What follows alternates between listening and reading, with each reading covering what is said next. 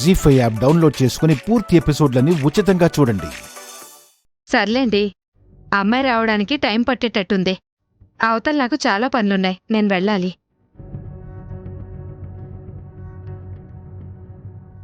ఇంత దూరం వచ్చాక అమ్మాయిని చూడకుండా వెళ్తే ఎలా అండి? రెడీ అవ్వడం ఎంతసేపు? ఇప్పటికి చాలా టైం తీసుకుంది కదా, వచ్చేస్తుంది. పద్మా, పాపం ఆవిడికేవో పనులున్నాయి అంటుంది కదా, అనవసరంగా ఇబ్బంది పెట్టడం ఎందుకో. అయ్యో పర్వాలేదు వదినా. ఎవరికోసం ఎదురు చూస్తున్నాను? నా కోడల కోసమే కదా. మా రామలక్ష్మంటే ప్రేమీలకెంత ప్రేమో. నీలాంటి అత్తగారు దొరకడం నా మనోరాల అదృష్టం. పాపం అక్కయ్య గారికి కోడల్ని చూసుకునే అదృష్టం లేదనుకుంటానివాళ. అదేంటి వదిన అలా అంటావు? ఉపవాసం ఉండి రామలక్ష్మి రెడీ అవ్వడానికి లేట్ అయిందేమో. నేను వెళ్ళి తీసుకొస్తాను. నేను కూడా వస్తాను పద. ఒక్క నిమిషం అండి వదిన గారు, నా కోడలు నేను చూడ్డానికి అభ్యంతరం ఏముంది? నా కోడలు సిగ్గుపడుతున్నట్టుంది, నేనే వెళ్ళి చూస్తాను. ఏంటమ్మా? అదే అన్నయ్య గారు, ఆలస్యమవుతుంది. నాకు ఇంట్లో చాలా పనులున్నాయి. అమ్మాయేమో ఇంకా రాలేదు.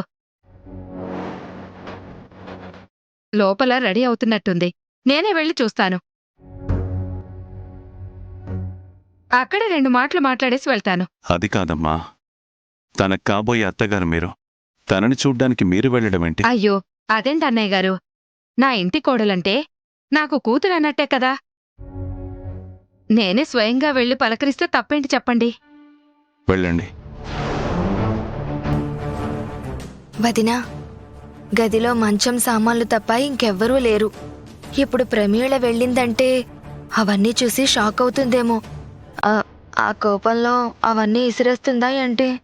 వదిన ఎలా మేనేజ్ చేస్తుందో చూడాలి పార్వతి. పద చూద్దాం.